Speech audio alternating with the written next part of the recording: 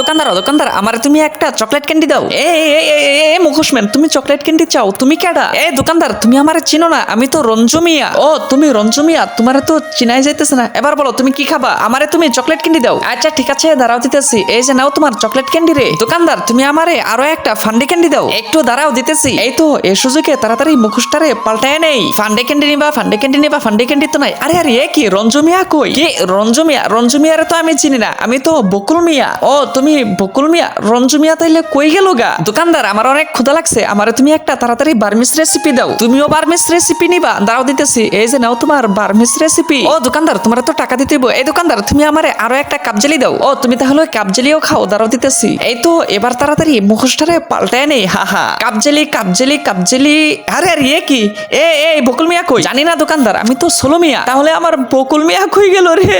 দোকানদার, তুমি আমার একটা আইস ললি দাও। ও তুমি আইস ললি খাবা? দাঁড়াও দিতেছি। এই তো এবার তাড়াতাড়ি পালাই রে। এই নাও সোলো মিয়া আইস ললি। আরে কি সোলো মিয়া কই গেল? আচ্ছা পরে দেখবো। তোমরা লাইক সাবস্ক্রাইব করো।